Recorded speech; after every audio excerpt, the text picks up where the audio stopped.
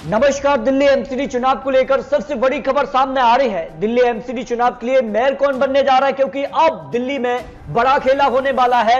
Result तो सामने आ चुके हैं, लेकिन दिल्ली का मेयर कौन बनेगा इसको लेकर अपने अपने दावे सामने आ रहे हैं। और कई ऐसे पार्षद हैं जो कभी भी पार्टी छोड़ सकते हैं। कुछ पार्षदों ने यहां पर पार्टी छोड़ भी दी है और दिल्ली में आखिर खेला होने वाला है, लेकिन किसका खेला होगा इसको लेकर बड़ी खबर सामने आ चुकी है। दिल्ली को लेकर सभी जानकारी यहां पर है, लेकिन आपको बता दें कि इससे पहले भी बड़ा खेला हुआ था चंडीगढ़ में, और इसके आंकड़े क्या कहते हैं। चंडीगढ़ में आखिर बीजेपी ने अपना मेयर कैसे बनाया था। कम सीटें होने के बावजूद बीजेपी ने अपना यहां पर मेयर बना लिया था। तो चंडीगढ़ में कुल 35 पार्षद चुने गए थे। उसमें अगर बात की जाए तो आम आदमी पार्टी के पास 14 जबकि बीजेपी के पास 12 थे। लेकिन इसके बाद भी यहां पर खेला हुआ 8 पार्षद शिरोमणि अकाली दल से चुने गए थे, और जिन्होंने यहां पर इस चुनाव यानी प्रक्रिया में मेयर चुनाव में यहां पर हिस्सा ही नहीं लिया। तो ऐसे में जो है वोटों के लिए अगर बात की जाए तो मेयर चुनने के लिए 14 वोट की जरूरत थी, और इसमें कांग्रेस का एक पार्षद बीजेपी में चला गया, और उसके बाद बीजेपी का आंकड़ा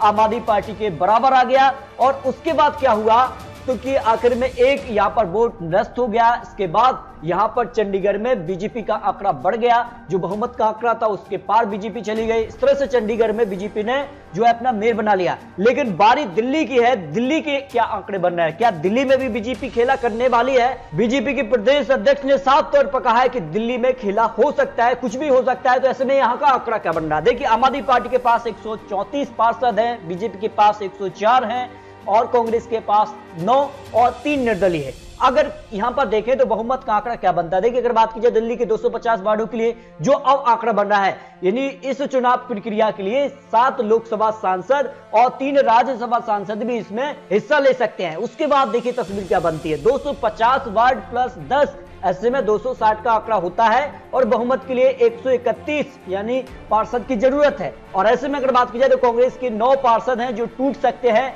और इसका बीजेपी को लाभ मिल सकता है। 3 पार्षद निर्दलीय हैं और 10 उनके पास यहां पर सांसद, और ऐसे में जो आंकड़ा है बहुमत के उसके काफी करीब यहां पर बीजेपी आ जाती है, यहां पर 131 के। तो फिर यहां पर खेला कुछ भी हो सकता है जो अब आंकड़ा बन रहा है। इस तरह से बीजेपी का दावा सही भी हो सकता है। करीब 1 से 2 हफ्ते का वक्त यहां पर मेयर चुनने के लिए लग सकता है, जो जानकारी है। लेकिन अगर बात की जाए तो बड़ा उलटफेर अभी से शुरू हो गया है। 2 पार्षदों ने आम आदमी पार्टी ज्वाइन कर ली है। कांग्रेस को झटका लग चुका है। जो बात कही जा रही थी कि यहां पर जो है कहीं ना कहीं खेला हो सकता है, तो यहां पर साबिला बेगम और नाजिया खातून यहां पर आम आदमी पार्टी में शामिल हो चुके हैं। तो आम आदमी पार्टी यहां पर और यहां पर मजबूत स्थिति में दिखाई दे रही है। 134 से बढ़कर 136 का आंकड़ा आम आदमी पार्टी की हो गया। लेकिन अगर बात की जाए तो 5 साल में 5 यहां पर मेयर बना जाएंगे, जिसमें पहला जो मेयर होगा वो यहां पर महिला होंगी। उसमें अगर बात की जाए तो कौन यहां पर पहली पसंद हो सकते हैं मेयर के लिए, तो इसमें नाम आता है प्रेमिला गुप्ता, दिल्ली महिला आयोग की एक पूर्व सदस्य है। और अगर बात की जाए तो तिमाड़ सीट से ये जीत चुकी हैं। तो ऐसे में इनका नाम मेयर के लिए सबसे पहले सामने आ रहा है आम आदमी पार्टी की तरफ से।